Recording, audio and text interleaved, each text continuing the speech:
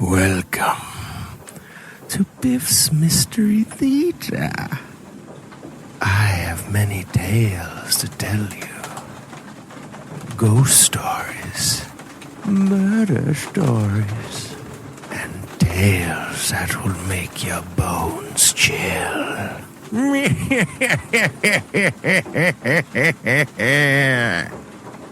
Join me, won't you? For Theater of the Mind, where you always have the best seat in the house.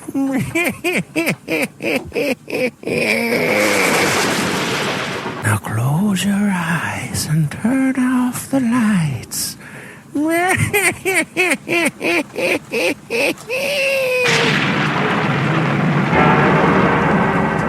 now Frigid Air presents Herbert Marshall as Ken Thurston, the man called X.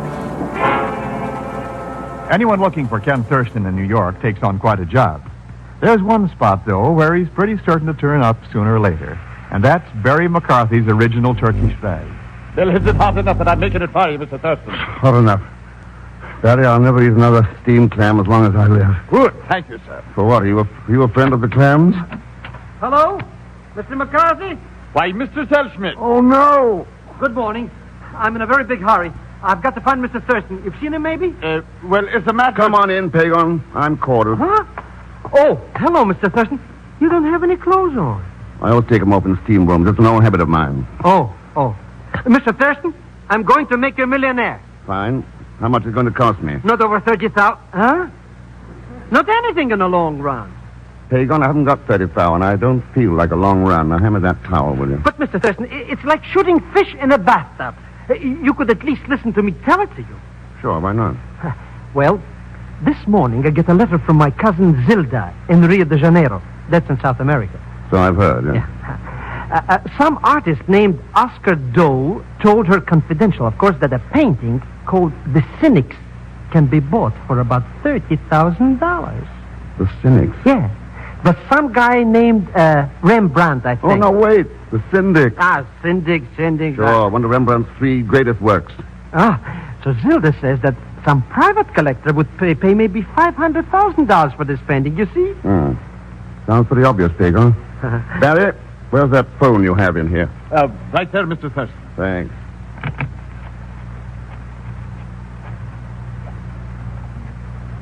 Hello?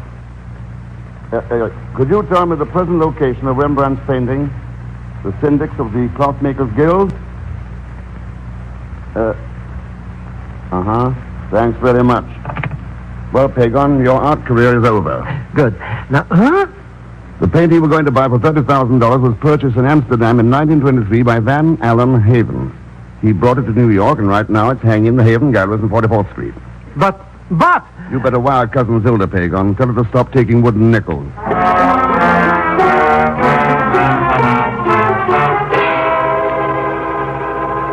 That was my attitude, Mr. Thurston, when you first suggested such a possibility, but there's no question about it now. The tests are complete. The 4 Rembrandts hanging in the Haven Galleries are very clever fakes. Well, Ken, that hunch of yours seems to have paid off in a pretty fair-sized jackpot. There's a jackpot, all right, Chief, but I'm not sure who's collecting it. What would you say the paintings are worth, Mr. Freeman? Well, to certain wealthy and unscrupulous collectors, and heaven knows there are plenty of them, not less than $3 million. Phew. Yes, you've got to recover them, Mr. Thurston. Particularly in view of its tie-up with the Haven scholarships, Ken. Yes, you see, Mr. Haven provided in his will that the paintings in the Haven Gallery be posted as a lien to finance the Haven Exchange Scholarships. Oh? Yes, these scholarships permit 20 graduate students from U.S. colleges to study in South America each year, and the same number to come from South American colleges to this country. And the minute the bank discovers these pictures are fakes, bang, there goes the scholarship fund. Mr. Freeman, being curator of the gallery, you've had plenty of chances to look at these paintings. Why is it you've never noticed they were copies before? Because they're the most perfect reproductions I've ever seen. Not an expert in the world would doubt them without making tests. Have you any idea when they may have been substituted for the originals? Certainly not during the year I've been curator. Who was in charge before you? John Tormey. Tormey. Yes, he operated the gallery for 10 years following Mr. Haven's death. Oh? Where's he now? He retired a year ago and went to live on a small island in the Bay of Rio. Well, Ken? Well, Chief.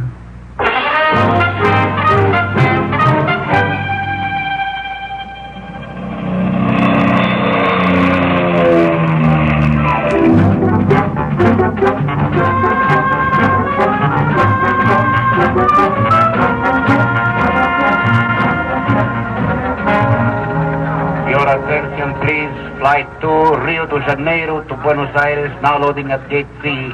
Flight 2 loading at Gate C. Rio de Janeiro. Ah, Mr. Thurston, the world's most beautiful city. Oh, the soul of a poet. Pagon, I thought you were posing as a painter. What's the difference? I can be simultaneous. Mr. Thurston, did you know that Rembrandt was born in a windmill? No. Even at a very early age, he showed unmistakable signs of a genius and proved himself to be a master of chiaroscuro. Think of it. At an early age, too. It has often been said that I know, and I know where it's been said. That handbook of classic art sticking out of your pocket. Oh, well, after all, if I've got to engage in negotiations with artists... Pagon, you'll engage in nothing. I brought you along for one reason. To look up your cousin Zilda and to find Oscar Dole. Mr. X, it's practically done. How about some expense money? At an early age, Mr. Zellschmidt showed unmistakable signs of an itching palm. See you later, Pagon. Oh, but Mr. Thurston...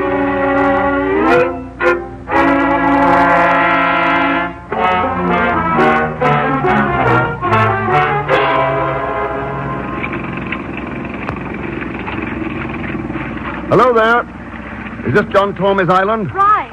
Here, throw me your line. Sorry, yeah. Got it? Clamp the rudder now. Easy there. Ah, that's it. Thanks. From the size of those waves, I thought I'd run out to open sea. Yes, the bay is a bit rough this afternoon. I'm Ann Stovall. My name's Ken Thurston, Miss Stovall. Well, I practically live in a swimsuit. it's a great way to live. Thank you, Mr. Thurston. Shall we go on up to the house? Sure, let's go. Let's go. Are you a relative of Mr. Tormey's? Oh, no. I used to be his assistant when he managed the Haven Galleries in New York. So, when he and Mrs. Tormey moved down here, I came along as a kind of friend of the family.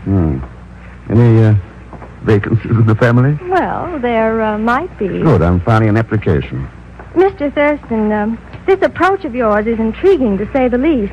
But, well, don't you think it's a little flippant in view of what you've come for? Wait, you know about that? Well, of course. It's no secret, is it? Apparently not. I was surprised that you got here so quickly. I'd hardly call it quickly. Well, let's move on. If you don't mind my leaving you here, I think I'll run on up to the house and change. Well, don't change into something more presentable. You couldn't. Mr. Thurston, please. You can take this path here and go directly to the cottage. Then come on up to the house afterwards. Fine, only why should I want to go to the cottage? Well, you would like to see the corpse, wouldn't you? Wait a minute. Let's sit down and talk things over. Exactly who do you think I am? Why, the coroner, of course. Aren't you? Miss Stovall, I'm a little confused in several ways, but of one thing I'm certain. I'm not the coroner. Oh, but I thought... Well, you see, we sent for him, so... Oh, I'm sorry, Mr. Thurston. Why do you need a coroner? A guest who's been living in the beach cottage for several months died suddenly this morning. Heart failure, we think. Oh, too bad. Close friend of the family? Not exactly. He was a rather obscure artist named Oscar Dole.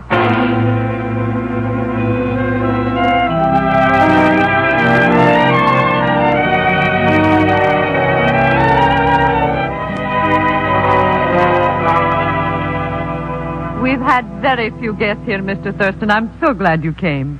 That's very kind of you, Mrs. Tormey. Mr. Thurston, Carmen, and I were both quite pleased when Bob Freeman wired us you were coming. Well, thanks to both of you. You picked an excellent place for your vacation. When visitors come from other parts of the world, then I am the most proud of my city. You were born here, Mrs. Tormey? On this very island. And I had never been away until John kidnapped me. I always had the impression we eloped. All right, perhaps I was willing. Anyway, enjoy yourself, Mr. Thurston. Stay a long time. I'd like to, but in view of the tragedy this morning, maybe... I won't hear of it, Mr. Thurston. It isn't as though the man were a close friend. Down on his luck, needed a place to stay, that's all. Not too bad. Heart failure, wasn't it? It looks that way. Mm-hmm. I'm not sure, John. He found a despacho at his door last night. Carmen, What's a despacho? A sign of death. it's a piece of native tomfoolery, Mr. Thurston. There's an underground cult in Brazil called the Macumba, similar to the voodoo in Haiti. The despacho is their death threat or warning, supposed to be black magic. I don't know, John. I've seen strange things happen. I think life is made up of light things and dark things. And the Macumba is one of the dark things. Pardon, please. Senor Torme. Yes, Raul, what is it?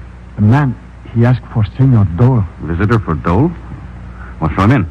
Muy bien, senor. Carmen doesn't really believe in the Macumba, Mr. Thurston. It's her sense of the dramatic. Oh? Senor Pietro von Zellschmidt. What the? Oh, Pagon. How do you do? Huh? Mr. Thurston. Why, are you two acquainted? Oh, yes, we've met around various art exhibits. Herr von Zellschmidt is quite an authority, you know. I am? That is, of course, especially on this fellow, Rembrandt. Rembrandt? Mm-hmm. For instance, did you know that in the year of 16... Senor. Pardon, dinner is served. You'll join us, of course, Mr. von Zellschmidt? As I was saying about Rembrandt... dinner? Oh, delight, delight.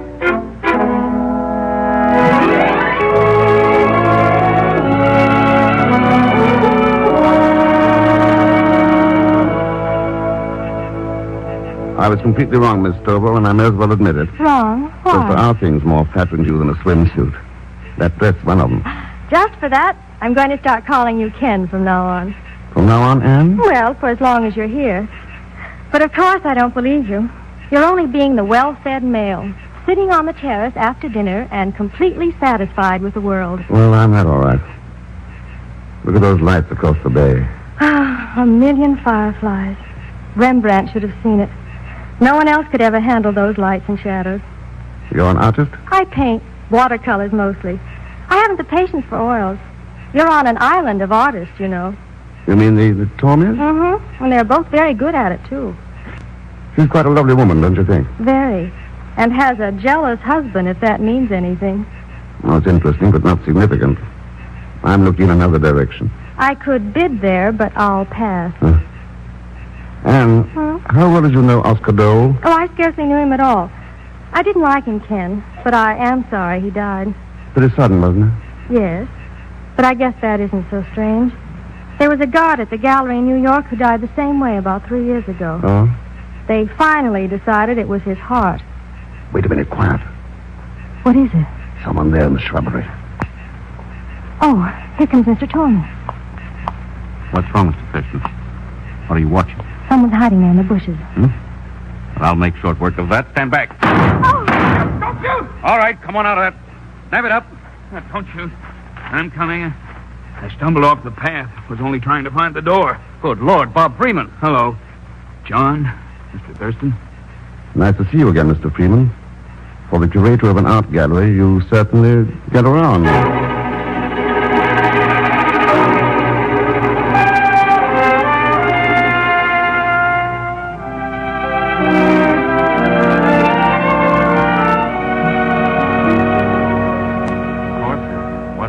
To have him arrive. Yes, and just at this time, but he seems to be... Mr. Thurston, you are still up? We thought you'd turned in for the night, Mr. Thurston. Matter of fact, I did start to. There is something wrong? I told the servants to be sure you had everything you needed. Oh, thanks. The room is very well supplied. In fact, almost too well. What do you mean? I found this package by my door. Oh, A despacho. I guess right then. Well, it seems that I'm being warned. A native superstition, that's all. Somebody's crude idea of a practical joke. you don't know, John. You were not born here. I've seen these things before. I tell you, Mr. Thurston, if I ever found despacho at my door, I should be utterly terrified. Yes. Even if I were the man called X.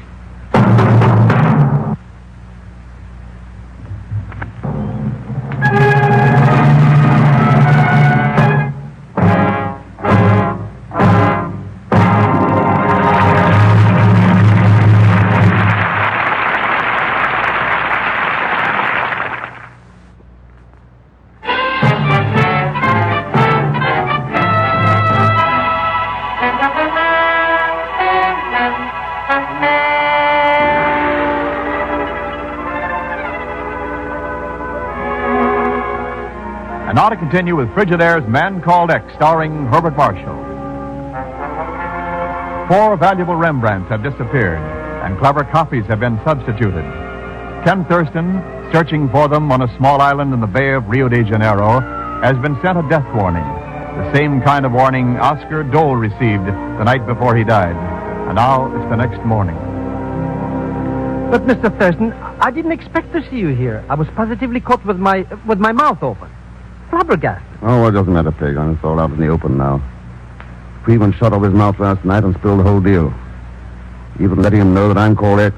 Uh-huh. Yeah. Well, what did your cousin Zilda know about Oscar Dole? Only that he lived on the island, always had a little money, and his paintings were strictly splatters. I saw one of them. Mr. Thurston has no soul, bad perspective, poor lighting, lousy composition. Never mind the handbook. Oh. So Dole always had money. Did Zilda ever cash any checks for him? Who knows? I didn't ask. Pagon, can you operate a speedboat? Mr. X, I was practically brought up on the Weehawken ferry. My Uncle Ahmed took tickets. Good. Then get over to the mainland, find out if Zilda cashed any checks for Oscar Dole, and if so, whose. And I want you to stop at a drugstore and pick up some chemicals. I'll give you the list. Mr. Thurston, I'm as good as gone. Only maybe I should have some money to pay for them, Pagon, the bullion ship Corvallis sank off Sugar Loaf Rock in 1783, loaded with gold doubloons. Huh? Take a look for it as you go by.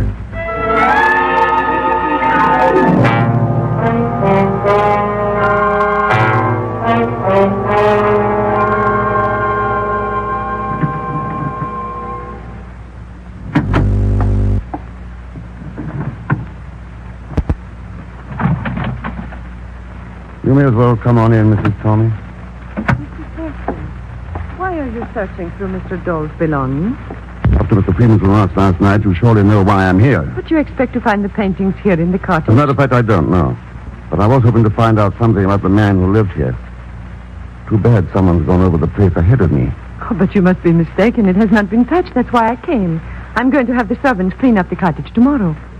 Kind of funny that an artist wouldn't have a single painting around his lodgings, isn't it? Possibly he disposed of them, Mr. Thurston. How well do you know Oscar Dole? Scarcely at all. He merely claimed acquaintance with my husband on some basis or other. I see.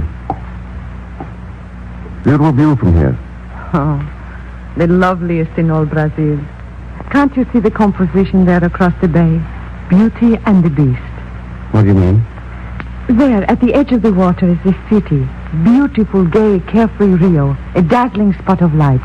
And back of her, the dark, shadowed hill of the Corcovado, crouched, waiting to spring. Have you ever painted it that way? Oh, I've never tried. I know my limitations, Mr. Thurston. John has sketched it over and over, but he has never been satisfied. And Miss Stovall? Anne has found a great many things in her watercolors.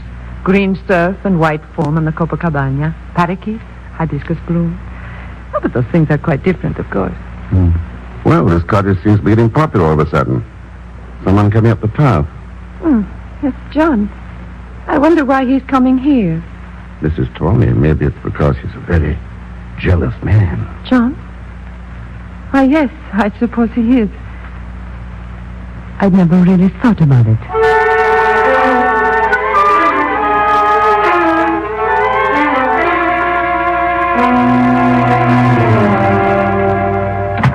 Hello, Mr. Thurston. Here I am. Well, I begun to think you might be lying out there 10 fathoms down. You were worried, Mr. X? Pagon, I had to pay a deposit on that boat. Oh, How'd you make out? nothing to it. Just give me a tall rudder, a stout mast, and I can sail rings around the kangaroo. Neat trick if you can do it. What did you find out from Zilda? Oh, she was happy to cash Mr. Dole's checks. All of us Zellschmidts are very generous with money. Yes, that's been noticed. Yes. Who were the checks from? Mr. Thurston, they were all from that woman you've been carrying on with, Miss Stovall. Anne Stovall. You get the chemicals? Yes, but I don't see what you want with them. You're going to use them to test the painting, Mr. X? Not test the painting, Pagon, but if things work out tonight at dinner, I may use them to find 4 paintings.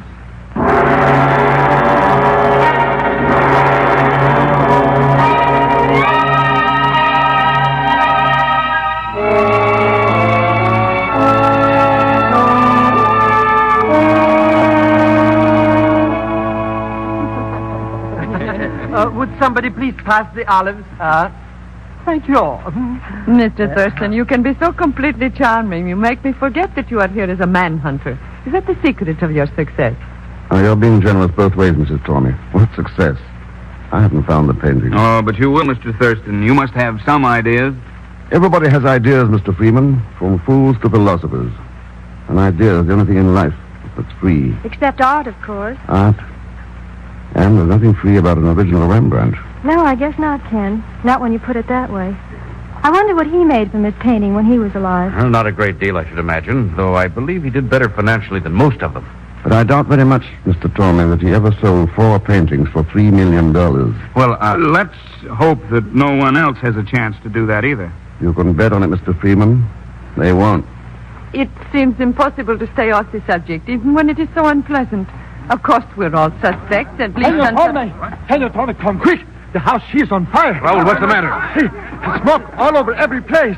Looks like he's right, Mr. Tormey. Coming under this door from the hole. Good Lord. Whole wing must have caught. Mr. Thurston, the whole house is going to burn down. Let's get him out of here. Yeah, I guess we better. Head for the terrace.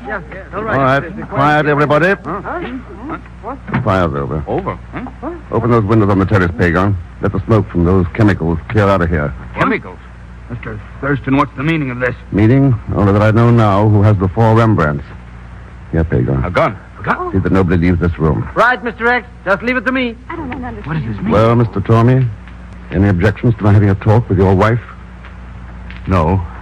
No objections. They wouldn't do any good. You're a very clever man, Mr. Thurston.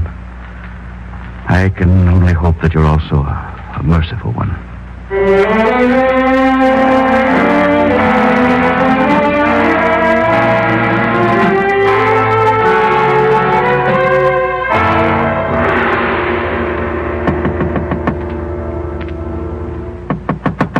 Mrs. Tormey. Mrs. Tormey. That's you, Mr. Thurston? Yes, may I come in? Why, I am just getting ready for bed. Right in the middle of dinner, the house on fire? It really isn't on fire at all, is it? No. How long have you known? It had to be you. The person who copied Rembrandt well enough to fool even the experts had to look at life the same way he did. You were the only one here like that. Better open this door, Mrs. Tormey. No.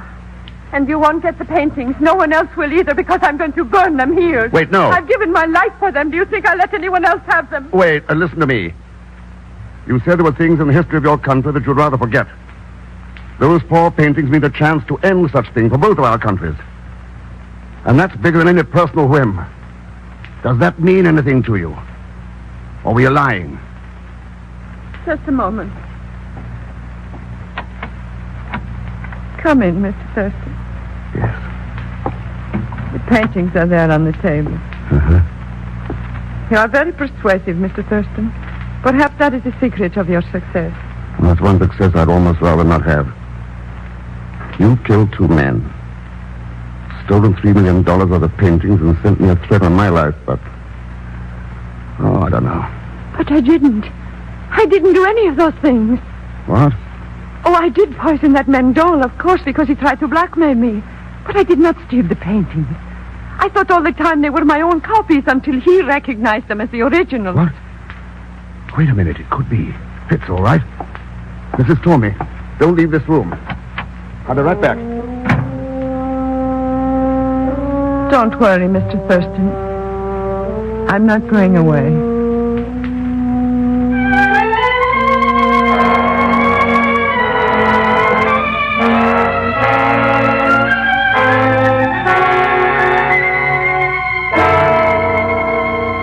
I've suspected it, Mr. Thurston, since Bob told us last night what happened.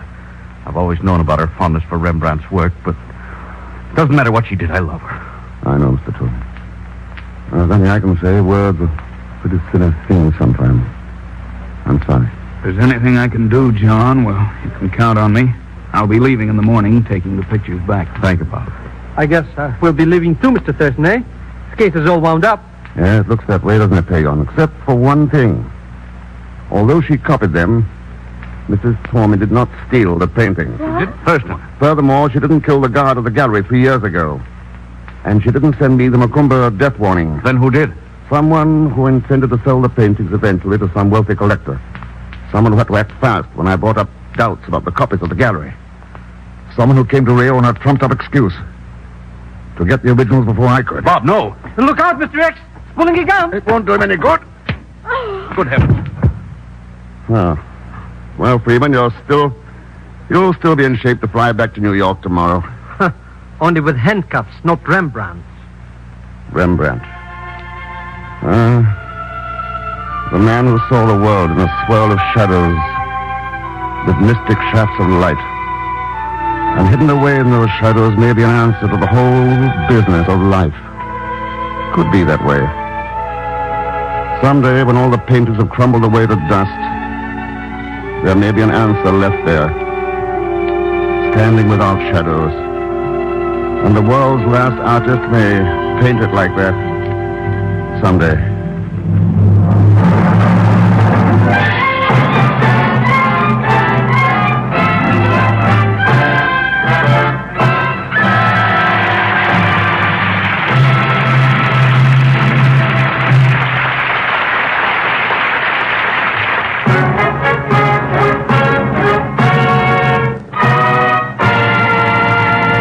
Now, Frigidaire star Herbert Marshall. Thanks for being with us. Next week, I promise you another story filled with suspense and mystery. As usual, there'll be Leon Belasco along with Pagon Zellschmidt. So join us, won't you, when next I return as the man called X. Good night.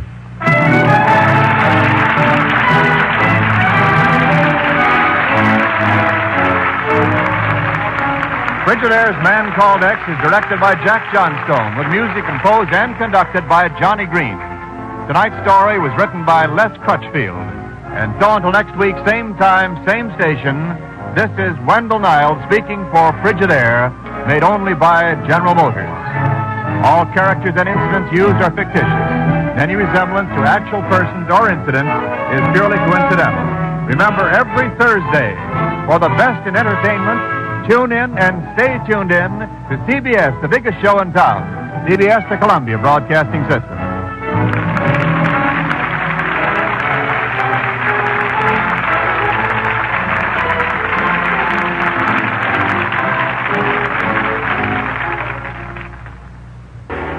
And now Frigidaire presents Herbert Marshall as Ken Thurston, the Man Called X. Well, you might as well sit down and take it easy, Ken. Unless the Bureau's called in on it, our hands are tied. Not a thing we can do. Yeah, I know, Chief. $2 million worth of radium. And somewhere between here and Manila, the stuff's going to be hijacked. I'm sure enough to bet on it. What time's the plane scheduled to leave, Ken? Around 5:30 this afternoon. It's a charter line, so they don't have any set schedule. And you say there'll be other passengers besides this Don Louis Roof? Sure, 3 or 4 already. The flight's wide open for anybody who wants to buy a ticket. They're not even using a private plane. Oh, you'd think anybody with enough ability to run the radium supply agency would have the intelligence to realize what a chance he's taking. Dr. Mosley, it's not his intelligence, Chief, it's his attitude. He feels we're unduly alarmed. Oh. Of course, his responsibility is finished as soon as he turns the stuff over to Don Louis here in New York. And Don Louis doesn't want any protection either, eh? Considers it an insult to suggest it. I suppose you told Mosley about Chief, I used every argument I could think of. I told him that in spite of his secrecy, the whole underworld knows about the shipment. That Mr. Coco, probably the smartest international crook in the world, is supposed to be here in New York right now, and for one reason, to swipe that radium. Mr. Coco. I told him... Oh, well, what's the use? I know how you feel, Ken, but unless they call us in, it's simply not our job. If this thing were a private deal, I'd say, all right, let them pay for their cockiness, but it isn't. This shipment's being donated to the clinic by public subscription, money kicked in by hundreds of citizens here, as well as in the islands. They wanted to go where it'll do some good. And I hate to see people like that let down. Well, I can't see how we can... Pardon me. Hello? Oh, put him on. Yes, that's right. Uh-huh. Mm-hmm. Why, of course, we'd be glad to. Right, Ken Thurston. We'll take over immediately. Goodbye. What's up, Chief? That was Don Louis Roof, the man from the Commonwealth Clinic. Uh-huh. Somebody tried to tap his phone line at the hotel. Now he's plenty worried. Wait, you mean? That's right, Ken. He's yelling for help. Good. That's all we need, Chief. We're in it.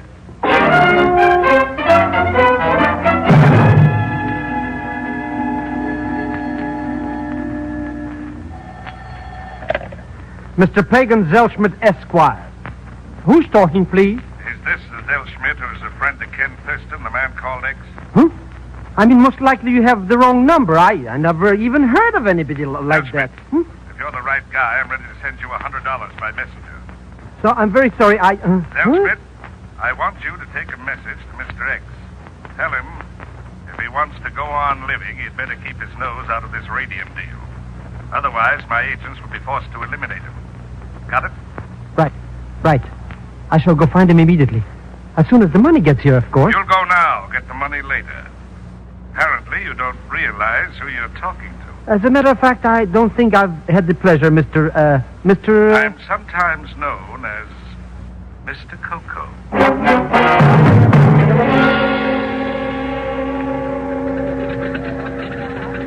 But this fellow is a very dangerous character, Mr. Thurston. If you get to this plane, maybe he's going to bump you off. Then what? In that case, Pagon, you'll have to carry on by yourself. Well, I would be only too glad... Huh? I'm not going.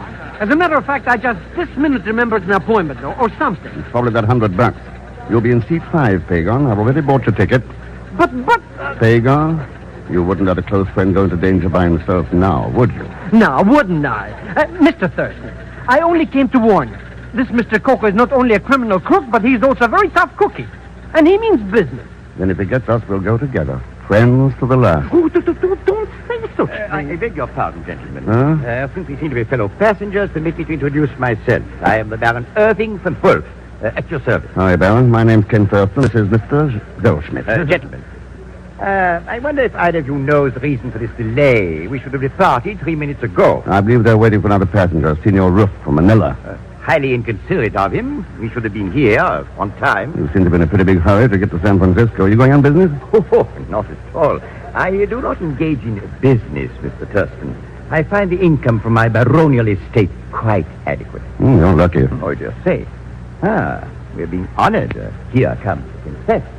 Princess, friend of yours? Oh, I met her a few minutes ago and found her most charming.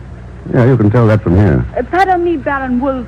Do you know why we are being held up? Oh, there's another passenger, so Mr. Thurston tells me. Princess Katushka, allow me to present Mr. Ken Thurston and Mr. Zellschmidt. I am honored. You going on this plane, too? I am, at any rate. Mr. Goldschmidt isn't quite sure yet. Never any question. Oh, Princess. Along with Senor Ruff, then we seem to be the passenger list. Is that right? Oh, there's one man already on board, I'm told. His name is Dave. He's been asleep in his seat ever since he got there. He snores most dreadfully. Well, I think I'll go on board. I will come with you, if I may. I hope we see a lot more of each other, Mr. Thurston, during the trip. Oh, yes, I'm sure of it. Then for the present, au revoir.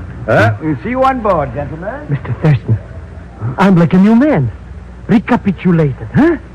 What a luscious little chipmunk. Chipmunk, eh? It could be. At any rate, she's probably not the Princess Katushka. You mean she's only pretending to... Hey, what's all this? Probably our prize package, complete with police escort. Yep, here comes Don Louis now. Pagon, take a good look at that briefcase. It's worth $2 million. Good evening, Mr. Thurston. Sorry to be late. We were delayed by traffic. You know Dr. Mosley, of course. Yeah, of course. How are you, Doctor? No trouble so far, then? Not a bit, Mr. Thurston. In fact, I'm inclined to believe the incident at Senor Ruff's hotel was pure coincidence. Had nothing at all to do with the radium shipment. Oh, that's possible. Shall we go aboard, Senor Ruff? I wish you the best of luck, Don Louis. It's been a pleasure to deal with you, sir. Sorry you're not going with us, Dr. Mosley. We have some pretty unusual people on board. I doubt there'll be a dull moment in the whole trip.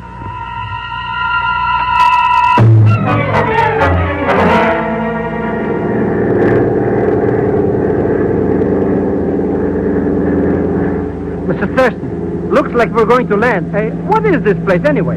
Kansas City, Pagon. Probably stopping for gas and a quick check-over. Did you say Kansas City, Mr. Thurston? That's right, Princess. Yes, quite a cattle industry here, I understand. You interested in cattle, Baron?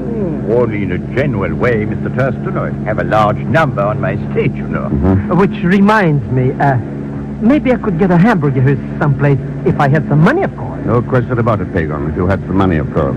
Oh, well, doesn't matter. After all, I did have something to eat yesterday. Small crust of dry bread, as I remember. Or was the day before yesterday? All right, here. Buy yourself a sack full of hamburgers. And while you're at it, send this wire to the chief. Mr. Thurston, I'm stricken with gratitude. I shall do it immediately. Well, wait till we land. Huh? Oh, yes, of course.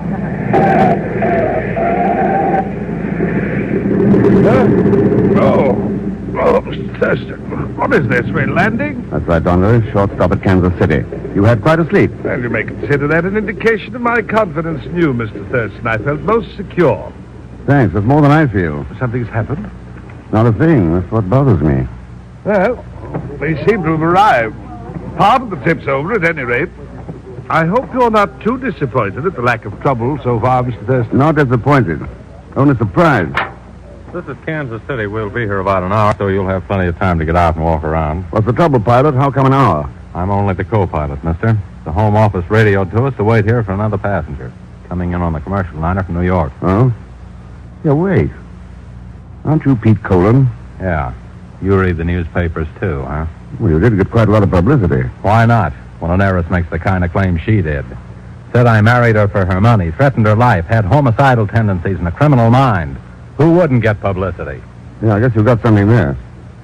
Well, Don Dewey, like to get out, take a walk? It's an excellent idea. Maybe somebody ought to wake up Mr. Davis. Might want a hamburger or something. It's amazing. Except for the little time at Cleveland, the man has slept through this entire trip. Well, perhaps I'd better tell me we've landed. Mr. Davis. Remarkable accomplishment, being able to sleep that soundly. Good heavens. What is it? That isn't asleep. He's dead.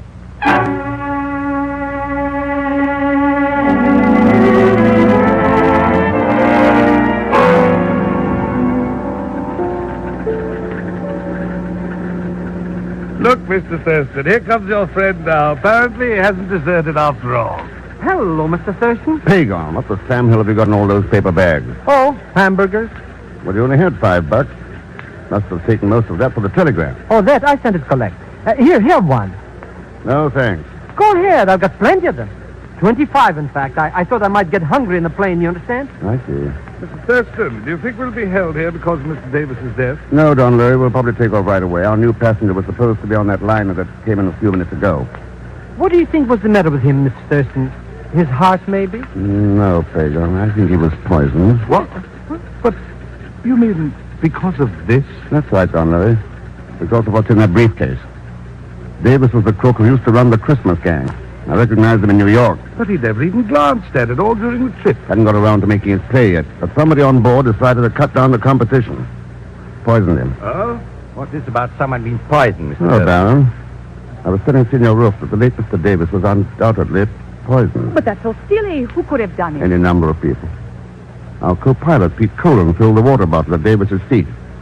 I believe he had a drink with you, Baron, when we stopped in Cleveland. And I saw him eat some candy mints that you gave him, Princess Katushka. But there was no reason. None of us even knew the man. No, not Princess. Mr. Thurston, here comes somebody. Maybe the new passenger, huh? Yeah, I guess. Well, this is quite a surprise, Dr. Mosley.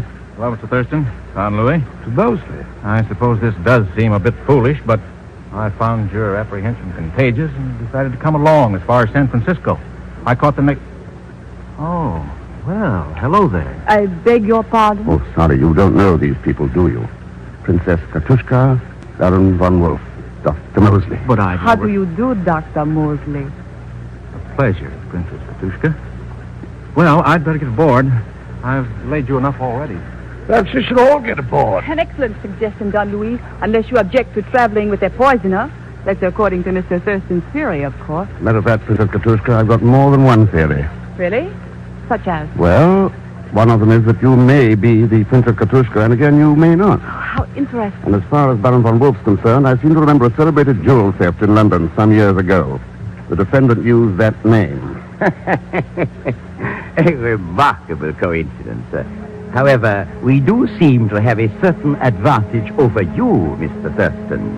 How's that? Because I am quite sure that all of us are aware of your real identity, Mr. Coco.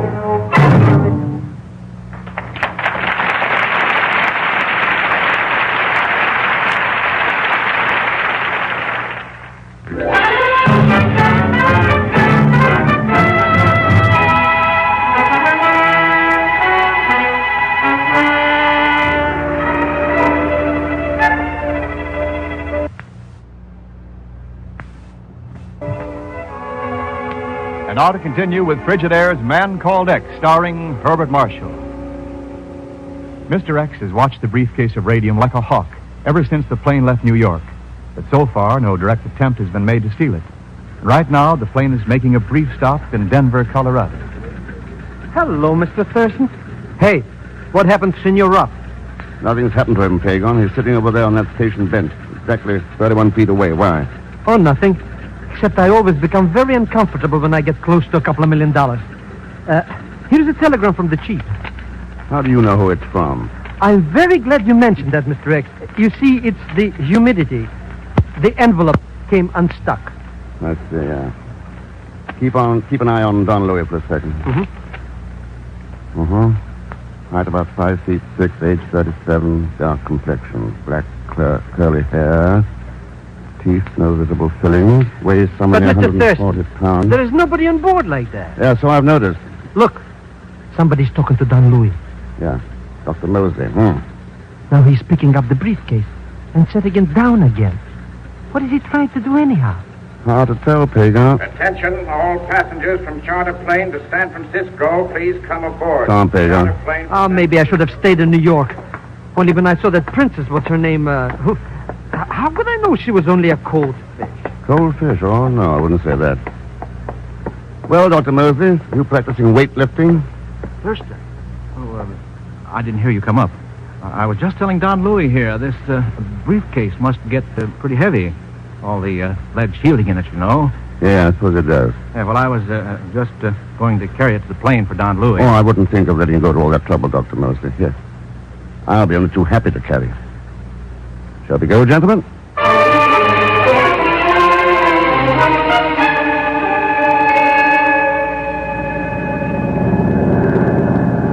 Where do you think we're now, Mr. Thurston? I don't know exactly, Pagon. We're out of the Rockies. Somewhere over the desert, I guess. And the next stop, San Francisco. Ha! Not only does Mr. Coco doesn't show up himself, but he doesn't even have any agents like he said he did. Strictly one big bluff. Thought you'd all like to know we're running dead into a pretty bad storm. Gonna bear off south and try landing at Rock Rim Emergency Field. Oh, Mr. Colon. Yeah, Mr. Thurston, what's on your mind? I was wondering why we didn't wait this out of Denver instead of heading on into it. Would have if we'd known about it. This one came up unexpectedly. Now, Mr. Colon. Yeah? I happened to see a copy of that storm warning the field dispatcher handed you in Denver. I'd hardly call this unexpected.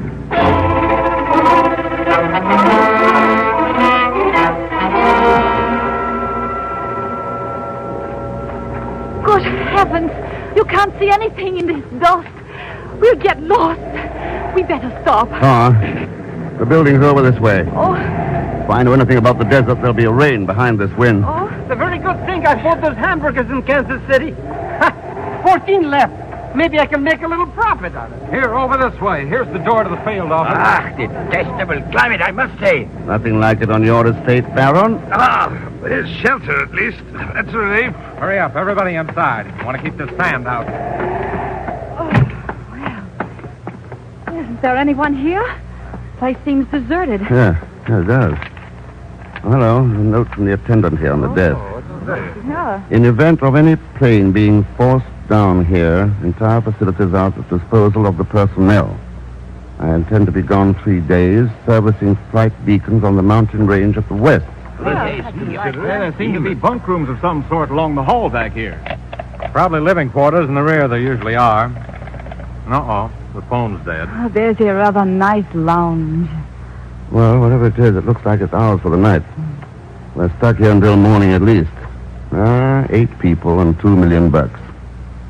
This might turn out to be quite a night.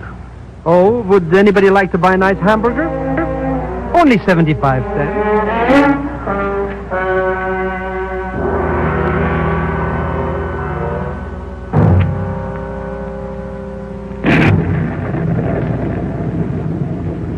What's the matter, Princess? Insomnia? Oh, you startled me, Mr. Thurston. I didn't see anyone sitting there. You may as well make it Ken, since we've come this far together. Sit down. All right. Ken, Of course, that leaves me still wondering what to call you. you still think I'm an imposter, don't you? Aren't you? No more than you are. Touche. I suppose our little friends are all tucked in safely. I guess so. Rather surprised at you letting Don Louis out of your sight. You followed him around like a shadow. A good reason for it. Well, of course, you know about that. I can guess. Ken, why do you dislike me so much? I don't. I've been avoiding you because I think you're dangerous. There's a big difference there. Dangerous, Ken? In what way? Well, the way you said that, for one thing. And the way you're looking right now. How am I looking? Let's say, desirable. That covers a lot of ground. I don't go so much for just looking, Ken. No more do I. So, where do we go from here? San Francisco. Oh, that's for tomorrow. How about tonight? Tonight. That settles that question. Ken, those were gunshots. That's right, baby. No, you stay where you are. Mr. Thurston, that noise. Why, it woke me up. What happened? I think it's a safe bet that somebody shot somebody. Yeah, well, but we've got to do something. Where'd it come from, and who was it? I believe I can answer that question, Dr. Mosley. Please stand where you are, Mr. Colon. Don Louis. Well, Colin, that's quite an arm you've got on you. I don't think he's wounded seriously, Mr. Thurston. I'm something of an expert with a pistol. How did it happen, Don Louis? I woke up to find Mr. Colon going through my luggage. Since he had a knife, there was no other choice than to shoot him. Well, it's fortunate you woke up. Otherwise, he'd have had the briefcase. It's too bad Mr. Thurston was so engrossed out here in the lounge. Oh? I thought the shots woke you up. Well, at least you weren't where you should have been, with Don Louis. No. No more was the briefcase. Oh, that's right. Where is it? Under those cushions there. You've been sitting on it for the last 5 minutes. Oh? Since I was quite sleepy, Mr. Thurston was kind enough to take over my responsibility for a time. Mr. Thurston's well known on 2 continents for that sort of kindness, Don Louis. Hello, Baron. You always wake up with a brandy bottle in your hand? Oh, it's so much excitement. I thought a drink might be in order. I even found glasses. How about one all around? Excellent suggestion. You didn't count me in. Well, there we are. Just a moment. Mr. Thurston, what's that gun for? Suppose we wait for our host to drink first. Well, Well, Baron. all right, put that gun on them. We can make a deal, Mr. Coco. Coco. But Mr. Thurston is the man called X. Mister. The Baron's been under a misapprehension, and I'll take that bottle now. I think it'll probably hang you, Baron Wolf, for the murder of a man named Davis.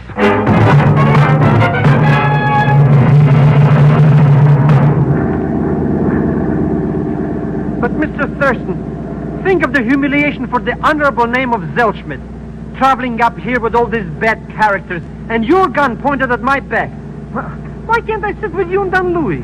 Pagon, for all I know, you may be one of Mr. Coco's agents. Mr. X, I swear by the father of my Oh, father skip it. Anyway, you're a petty profiteer. 75 cents for a stale hamburger. Stay right where you are. How long will it be before we reach San Francisco, Mr. Thurston? I'd say about half an hour, Don Louis. Plenty of time to make connections with the Clipper. I'll tell you one thing, Mr. Thurston. As soon as I can get in touch with the proper authorities, you're going to be very sorry for this treatment. What's wrong, Dr. Mosley? Aren't you comfortable? Treated like a common criminal. A man of my position. Relax, Doctor. Colin and the Baron are in a tougher spot than you are. They're not doing any scorking. The stakes were big enough to take a chance, Thurston. When you lose, that's all. Quite a philosophy. You and the Baron should have worked together. How do you feel about it, Princess? I'm not a princess, and you know it. I showed you enough credentials to prove who I am. Sure you did. Helen Bartlett, magazine feature writer. That was a new role, wasn't it? It was not a role, it's the truth. I admit it was a fool idea, but I had to get an inside story on this radium deal some way. Dr. Mosley backs me up. Yeah, I've noticed how willing both of you are to support each other's claims. Now look here, Thurston. You look here, Dr. Mosley. Thousands of people in this country kicked in money to send this radium to a Philippine hospital. All I care about is making sure it does go there. Compared to that, your little troubles don't mean very much. Is that clear? Mr. X, do you think one of these suspects could be Mr. Coco, maybe? Maybe. Which one is it? That's a good question, Pagon. Which one do you think it is?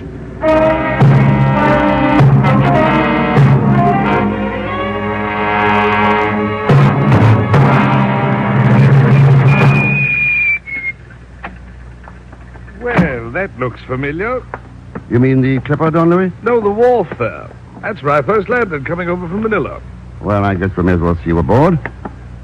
And you ought to have a pretty quiet trip from here on. Well, at any rate, Mr. Thurston, it's quite a relief to be vindicated finally and see the proper criminals put into custody. Yeah, it's been quite an experience. From a dangerous femme fatale to a suspect to a bona fide magazine writer all overnight. Helen, you'd be dangerous anyway. But you still show me San Francisco tonight in spite of it. Won't you, Ken? Well, here we are, Mr. Thurston. Yeah. Nice view across the bay. Yes, it is indeed. Now I may as well take the briefcase.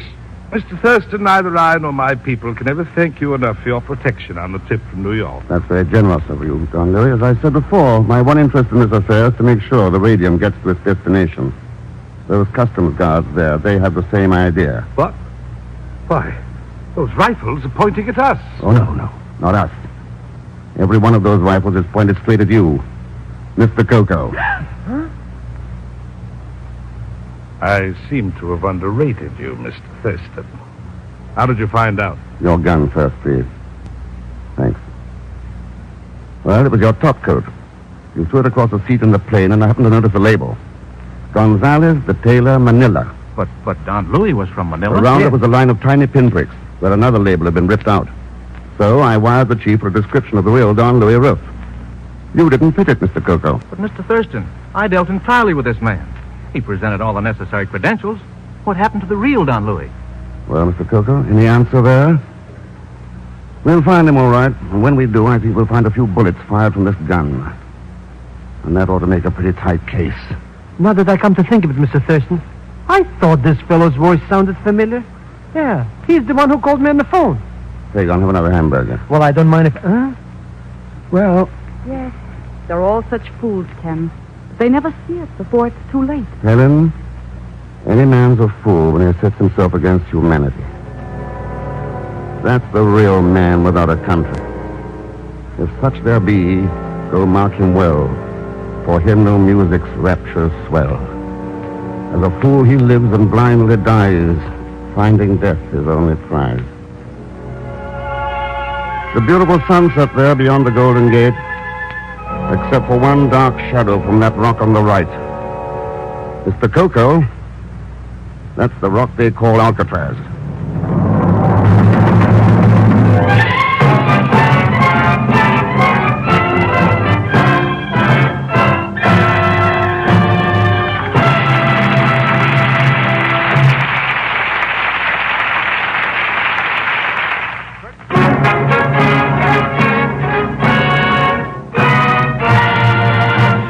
Frigidaire star Herbert Marshall. Thanks for being with us. Next week, our story is called Run, Thief, Run. And rightly so, because there's plenty of action and suspense in it. As usual, there'll be Leon Belasco along as Pagon Zellschmidt. So join us, won't you, when next I return as the man called X. Good night.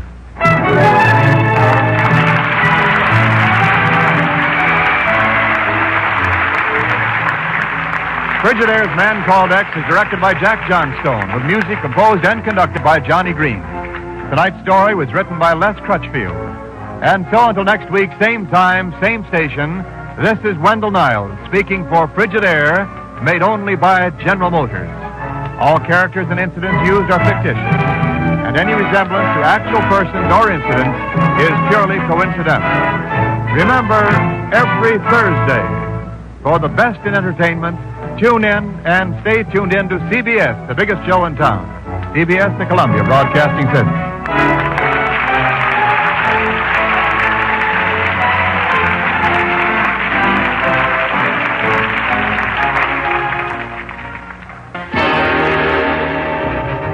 And now Frigidaire presents Herbert Marshall as Ken Thurston, the Man Called X. I'm very sorry, madam, but I've told you already. We do not have that information. I know, operator. I know what you told me. Oh, can't you understand? I'm desperate. My very life's in danger. I'll connect you with the nearest precinct of the New York City Police. I don't want the police. I want to talk to Mr. X. Please, operator. Please, if you'll only... I'm terribly sorry, but no one by that name lives here. You must have the wrong number. What? I beg your Quite pardon. all right. Goodbye. Coming?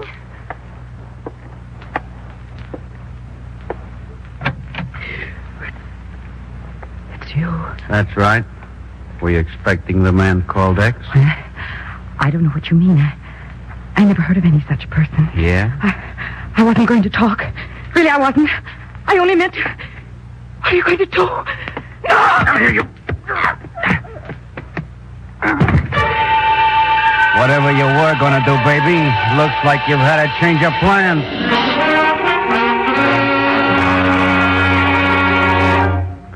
Pagan, for the last time, no. Now get out of here. Let me go back to Steve. Mr. X, it's positively impossible that you should do this to me. Then call to the medical. I am doing it. Good night. You have no soul, no heart. Oh, all right. What do you need the money for? Well, it's all on account of Clarabella. Mr. X, she's gorgeous. The most luscious little damsel in New York. You'd love her. At the moment, I hate her. And she's so refined, drinks nothing but champagne. That's how the bill got to be $68. She must have brought her family. Uh-oh. If that's Clarabella, tell her not to worry. Everything's all right. Oh, it is it? Hello, Ken Thurston. One moment, Mr. Thurston. Washington is calling. Hello? I have your party, sir. Go ahead, please. Hello, Ken? Chief? Sorry to get you up, Ken, but this is urgent. What is it, Chief? Well, earlier tonight, some woman up in the country tried to place a phone call to Mr. X. Huh? The operator gave her the usual runaround, and after she'd hung up, reported the number to the police. They went out on a routine check and found her dead, strangled. Uh-oh. Now, I want you to get on it right away. Well, when did the Bureau take on local murder cases? No, it's more than that, Ken. This thing is plenty big. I'm getting a plane out of here and flying up. Tell you all about it in the morning. Meanwhile, you can get the dope over to the 14th Precinct. Her name was Glorianne Milholland. All right, Chief. I'm on my way.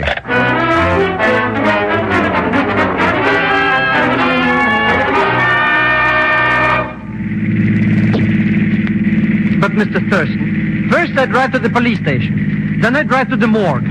Then I drive 50 miles up here in these mountains. Maybe I've already earned those $47, Now, let's see. 3 hours at $1.50 an hour. Now, Pagan, up to now, you've earned $4.50. Oh. And keep your eyes on the road. Oh, I'm too sleepy even to see the road. And Clarabelle will most likely never speak to me again. Good. It'll be cheaper that way. What's money compared to the... Mr. X, you have a mercenary outlook. Pagan, for that, there's no answer. Slow down now. No, it should be right along here somewhere, according to the information the police dug up. What should be? Mr. Milholland's my cabin. He's the divorced husband of the woman who was killed. Oh, there. Try that driveway on the left. Mr. X, do you call that big house a cabin? On the settlement he got from his wife, he could build a dozen like this. Stop in front of that door. Okay, now let's go wake up the owner. I think he's already awake, Mr. Thurston. The lights are on. Yeah.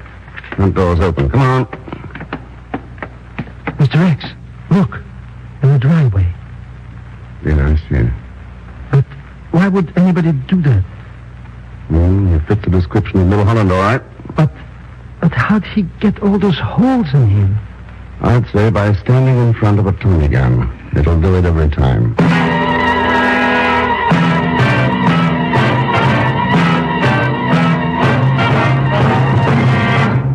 Well, that's the deal, Ken. That's what I meant by saying this thing was plenty big. All right, Chief. So the immigration authorities were getting ready to question the Milhollands, and somebody beat them to it. Why did they want to question them? Several months ago, Ray Milholland was flat broke. Then he suddenly took a trip to Lisbon. Married Glorianne Jensic there a week later and brought her back to the United States. So? 2 months afterward, she had a divorce and gave Milholland a big sum in settlement. The immigration boys wanted to know how come. Oh, the old trick. Buying citizenship through a short-term marriage of convenience to a United States citizen. Right. She married the guy over there simply as a means of getting into this country as a citizen. But the question is, how did Glorianne Jensic get in touch with Milholland in the first place? And somebody didn't want him to answer that question, which is a pretty clear indication that there's no isolated case here. Somebody's collecting on these arrangements and sitting in a good spot for blackmail later. Sure, that's probably why Mrs. Milholland was trying to get in touch with you right before she was killed. This is a racket, all right, Chief. I'm inclined to go with you on that, Ken. Especially in view of this letter we managed to intercept. Let's have a look. Addressed to Mr. Harry Rowe in the USA. That's right. And written by a girl named Marguerite Heil in Lisbon, Portugal. How about Rowe? Has he been questioned? Yes, several days ago. And he seems to be clean. He's a farmer who, he went bankrupt a while back. Says he's never heard of the woman. Heard of your bad luck and wish to help you. Have much money and would be glad to send you the fare to come to Lisbon and marry me. Well, it seems to be a pretty definite proposal of marriage by this girl to a man she's never met. Yeah, sounds like it. Marguerite How? She apparently didn't believe in leaving anything to Rose's imagination. Here's the snapshot she enclosed. Well, all this and money, too. What do you think, Kent? I think I better go to Lisbon.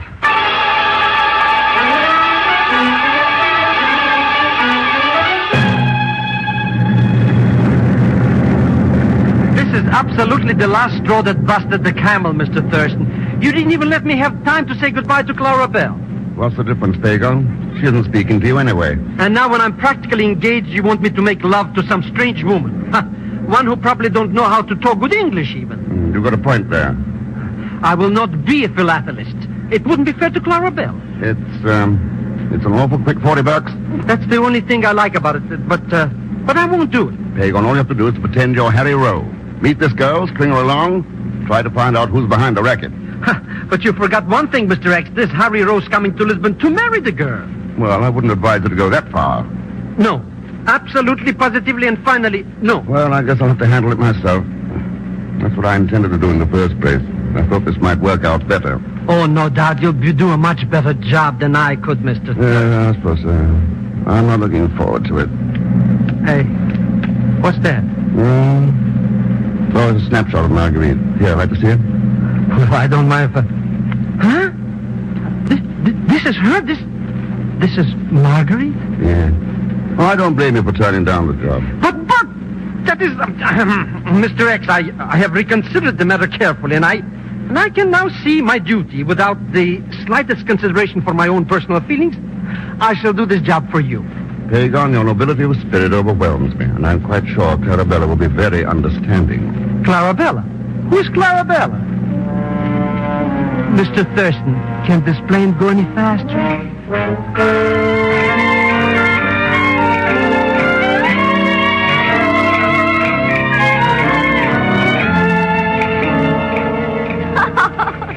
Mr. Rowe, you Americans are all so witty. Oh, thank you, Miss Howlett. It's nothing, really. One would almost think you were a diplomat instead of a farmer. A farmer? Oh, yes. I felt so sad when I heard about you losing your farm. Oh, yes, that was very bad. How did you come to lose it? Oh, well, it was just one of those things, easy come, easy go. You know how it is. Marguerite. Oh, really, Mr. Rowe? I don't know if we should call each other by our first names yet. After all, we only met a few minutes ago. But that makes no difference. Ever since I first saw your snapshot, I have felt I know everything about you. Oh?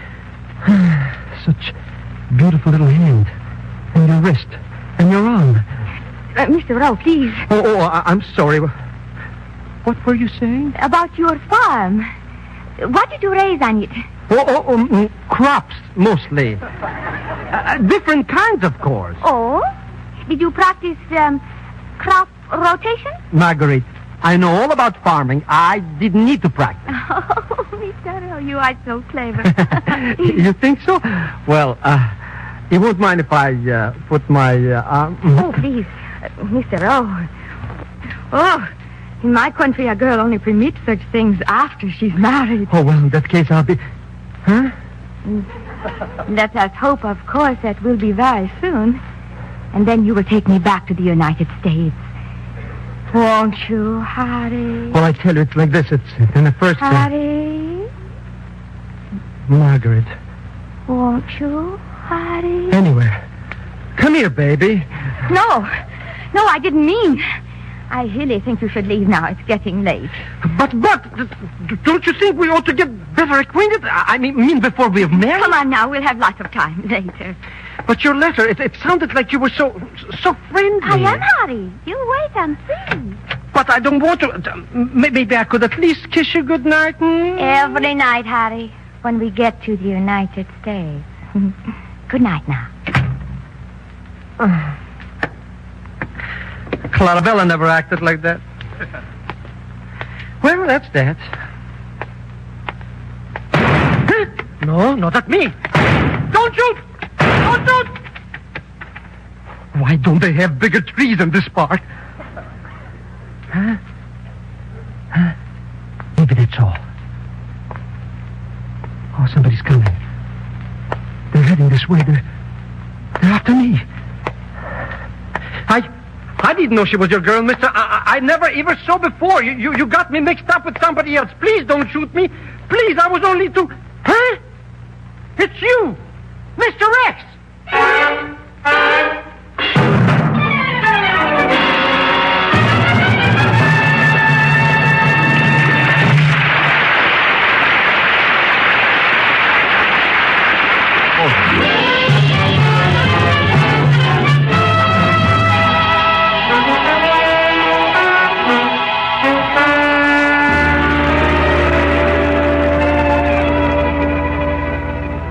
Now to continue with Frigidaire's Man Called X, starring Herbert Marshall. Ken Thurston has gone to Lisbon, Portugal, to investigate an international marriage racket.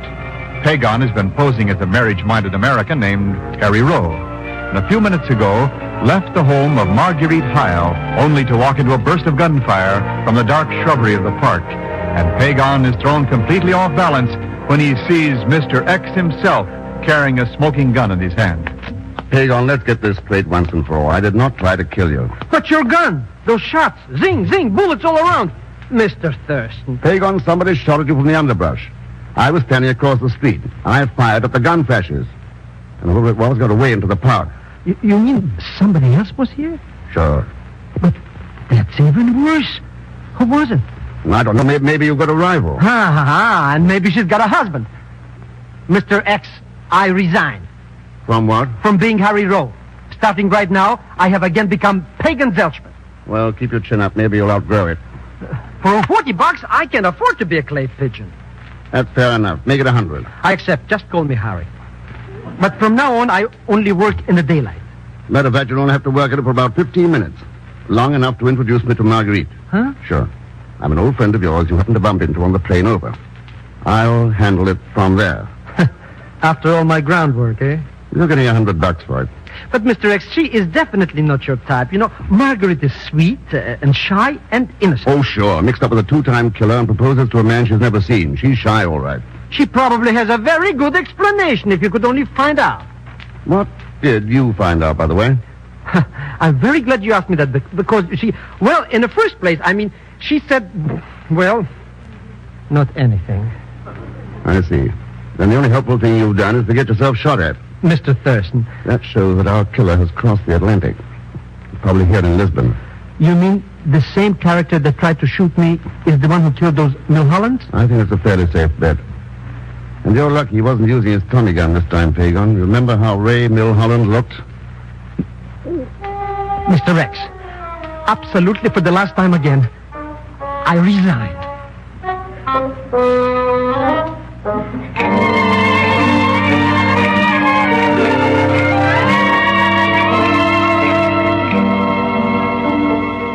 Don't quite understand it, Mr. Thurston. Why did Harry rush away so suddenly, right after the two of you arrived here? Some appointment he remembered, wasn't that it? But after all, I'm engaged to Harry, you know. We're going to be married. So he tells me. But it's sudden, wasn't it? Well, yes, in a way. Are you going to be in Lisbon long, Ken? Maybe a week. Why? Oh, no reason. I just wondered. I imagine you will be rather busy. I won't see much of you. Oh, now, a pair of sweethearts like you and Harry wouldn't want to be bothered by having an outsider around, would you? Well, I mean, you are such a good friend of Harry's, and I certainly wouldn't want to come between you. Forget it, Marguerite. I can understand a man's wife always comes first. Well, I suppose that's right. Of course, we're not married yet. You're as good as married, though. Sometime this week, so Harry tells me. Yes, that's right. I'll bet you can hardly wait. I don't know. Sometimes I... No, nothing. Marguerite, come here. Ken, what is it? You don't have the slightest desire to get married to Harry Rowe. No? Well, what do you think I do want, Ken? Oh, you are a good guesser, Ken. All right, then, let's have it. What do you mean? When you feel this way, why are you going to marry him? I haven't met you then. It's got to be a longer answer than that. All right. I didn't care anything about Harry Rowe. I'd never seen him before last night. But I wanted to get into the United States, and by marrying him, I could do it. And the fact that a deal of that kind's not too legal didn't bother you any, huh?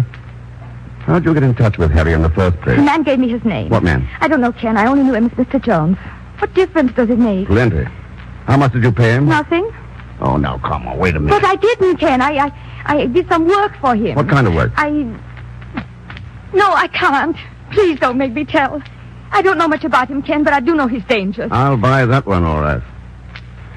Well, if you want, you won't. But this game's a whole lot rougher than you realize. You better think it over. Oh, wait, please. You don't have to leave now. I don't have to, Marguerite, but maybe I ought to. Oh, I guess you have not seen it. It's been so sudden. But you've made a girl who thought her heart was made of stone fall in love. What did you say? I'm not ashamed of it. No saying it, Ken. I love you. That's what I thought you said.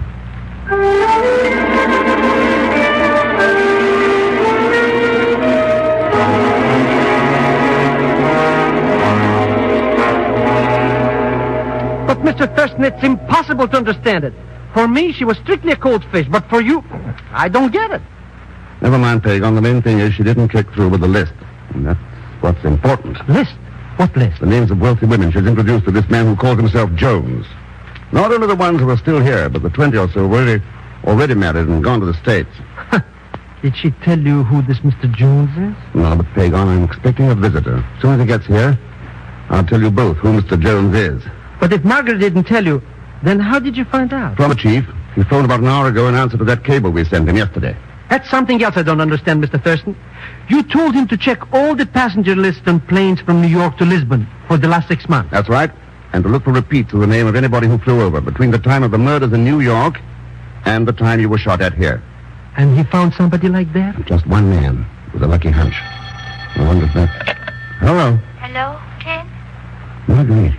Ken, I've decided to give you that list you want. Oh, good for you. When? Tonight, I'll pick you up in my car.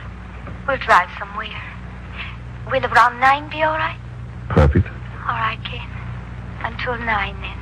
Au revoir. Bye, Marguerite. That's it. The one break we need. My fiancée, and she calls you up.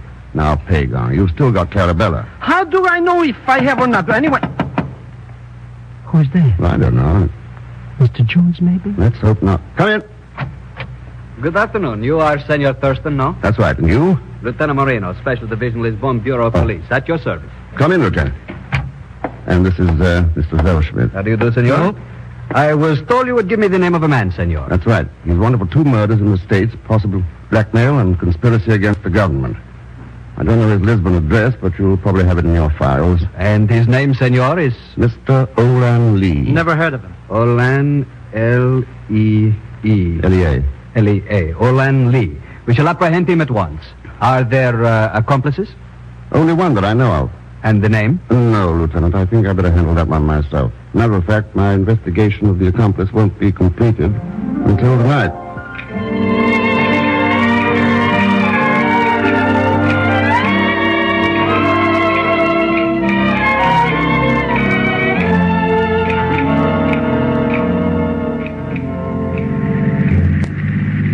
Where are we going, Marguerite? I thought we'd park here by the water, Ken. The highway leads down the coast to Lira. You don't mind if we stop? Mind, I was about to suggest it. Ah. The ocean is beautiful, isn't it? It's a nice background. For a lovely girl. Thank you, Ken. Nights like this when the moon is full, it shines off the water. You get to believing that everything in the whole world is beautiful. It's too bad it isn't. You look at the moon and you think, maybe it could be beautiful after all. Here's the list, Ken. Oh, thanks. This is it, then. The names of women who've tried to buy the one thing Uncle Sam never sells. Citizenship. Why did you do it? Because I wanted to go to the States, and I didn't have any money. Mr. Jones promised to get me there if I bring these women to him. I'd met a lot of them here and at Biarritz. I'd taught them English. I was a fool. But I didn't know about the blackmail, Ken, know about the murder. Maybe you didn't at that. Oh, you've got to believe that at least. I didn't know. Maybe I'm a fool, too, Marguerite. I believe you. Oh, why didn't I know you before? You know, for one of the few times in my life, I can say that, too. Listen, what is it? I don't know. coming from the trunk of this car. Stay back, Marguerite. I'll take a look. All right, come out with your hands up. Hello, Mr. Thurston. Oh, Pagon. It was getting very uncomfortable that What the time. devil were you doing in there anyway? Oh, I just came along for a briefing. You know, technique, Clarabelle. You follow me, Mr. Thurston? I follow you, Pagon. But why do you call him Pagon, Ken? It's Harry Raw. I'll tell you all about it later, Marguerite. Wait. When did that car pull up in the shadows over there? I don't know. I didn't... Let me answer that. 5 minutes ago. Now, don't move, Thurston. You know what a Tommy gun can do. Mr. Bond. Well, good evening, Mr. Lee. Lee? So the police haven't picked you up yet? No. And thanks for the tip. I'll stay away from my apartment. I didn't know he'd followed Ken. I didn't tell him anything. Believe me, I didn't. So it's Ken, is it? I see why you shot out your mouth, Marguerite. He's in the list, Ken. That's all he wants. Don't bother, Thurston. I'll take it from you later. All right, Lee, but one thing. Let's leave Marguerite out of it. That's up to her. I still got plenty of use for her. Well, how about it, baby? You gonna go with Thurston or stay with me? Ken was going to kill us. Me, not us. Play it safe, Marguerite. Well? I don't want to die, Ken. I'm not asking you. No. No, Ken. You'd never ask anything of any woman. And you'd never give anything. Just the same, it's all a woman could ever want. It's all I'd have ever wanted, Ken. But I don't have any choice. Well, you win, Mr. Jones. Hey, it's plain and smart, baby. You got the right idea. Sure, I'm a smart kid, all right. Goodbye, Ken. I've got to take him, Ken. Let go that gun. All right. Now, you, Thurston. Why, you... You dirty, rotten dog.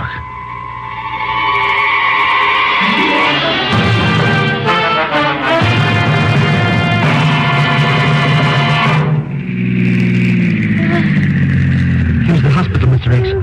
How is she? Oh, she's pretty bad, Pagon. Still unconscious. Get a doctor out here right away. Okay, Mr. Thurston. Hang on, Marguerite. Just keep hanging on. Ken. Okay. Don't try to talk, darling. Everything's going to be all right. No, Ken. I've got to talk. It wouldn't have worked anyway, Ken. Us, I mean. I guess I knew that all along. No, Marguerite. But it would have been so beautiful.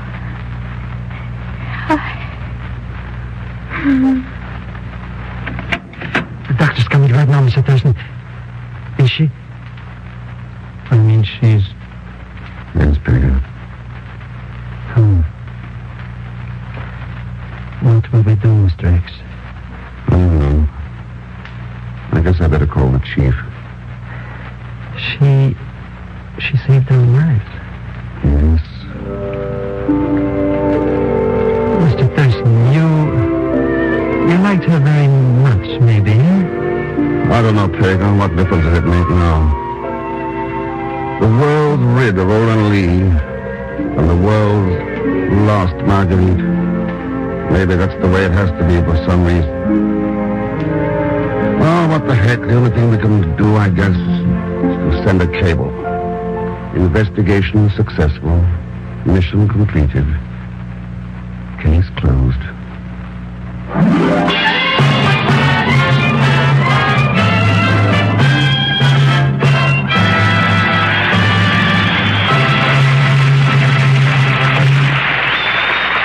Frigidaire star.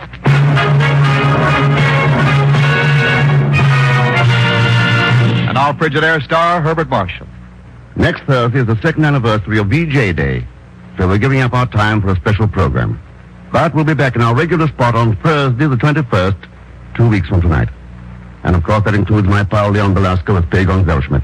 And don't forget, 2 weeks from tonight, when next I return as the Man Called X. Good night. Frigidaire's Man Called X is directed by Jack Johnstone, with music composed and conducted by Johnny Green. Tonight's story was written by Maurice Zimm and Les Crutchfield. And so until next week, same time, same station, this is Wendell Niles speaking for Frigidaire, made only by General Motors. All characters and incidents used are fictitious. Any resemblance to actual persons or incidents is purely coincidental.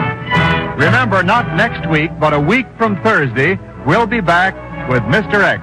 And every Thursday for the best in entertainment, tune in and stay tuned in to CBS, the biggest show in town. CBS, the Columbia Broadcasting System.